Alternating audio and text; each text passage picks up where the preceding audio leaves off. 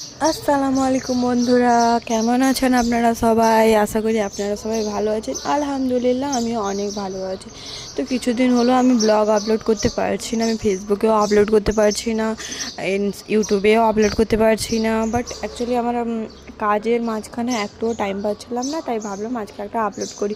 তো as usual সকালে উঠলাম, সকালে উঠে ফ্রেশ হয়ে স্নান টান করে তাড়াতাড়ি করে ভাত খেয়ে নিলাম, কারণ ভাত খেতে হবে তাড়াতাড়ি করে, না হলে আবার যদি রাত্রে এসে ভাত খেয়ে তাহলে ভাতটা খারাপ লাগে, জল ছেড়ে দেয় ভাতে, যেহেতু ভাতটা সকালে রান্না হয়। তো তাড়াতাড়ি করে ভাত খেয়ে নিলাম। ভাতে আজকে ছিল মাছের ঝোল আর একটা চচ্চড়ি দিলে ভালো করে মাখিয়ে খেয়ে নিলাম। ওভারঅল খাওয়াটা খুবই সুন্দর ছিল।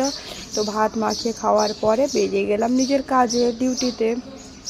এই যে লাইনটা দেখছেন এটা হচ্ছে মানে কি বলুন তো, ওই যে কলকাতা পিজের একটু আগেই একটা জায়গা আছে, ওখানে ওই যে 5 টাকায় ডিম ভাত, ওটার জন্যই দেখছেন এত বড় লাইন।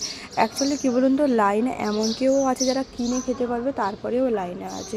তারপরে আজকে আমাদের ডিউটিতে একটা খুব সুন্দর জিনিস দেখলাম। আমাদের যিনি হিস্টোপ্যাথোলজি স্যার, উনি আমাদের কয়েকজন দাদা দিদির যারা স্টাফ ওদেরকেই পড়াচ্ছিলেন।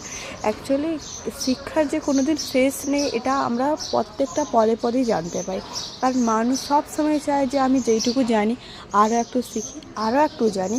আর এটা যদি কারোর মধ্যে থাকে এটা তো খুবই ভালো লক্ষণ, কারণ শিখতে কিসের লজ্জা বলুন? সমস্ত বয়সে মানুষ শিখতে পারে, শেখার কোনো বয়স নেই, পড়ার কোনো বয়স নেই। মানুষ এখনও হয়তো আমরা দেখে যাচ্ছি যে আমাদের সামনে অনেকে আছে এখন যারা হয়তো সায়েন্টিস্ট, তারা হয়তো 19 অ্যাবাভ হয়ে গেছে, তারপরে ওরা কোনো না কোনো জিনিস নিয়ে, কোনো না কিছু নিয়ে ওরা কিছু না কিছু করতেই আছে। তারপরে রাস্তায় আসার সময় দেখলাম রবীন্দ্র সদনের বাইরে একজন কাকু, নিশ্চয়ই উনি কারোর পিতা হবেন, উনি কষ্ট করে গান বাজিয়ে টাকা চাইছেন। তাহলে বাবা মারা আমাদের জন্য কত কষ্ট করেন। ব্যাস রাতে এসে খেয়ে নিলাম। এটাই ছিল আজকের ব্লগ। থ্যাংক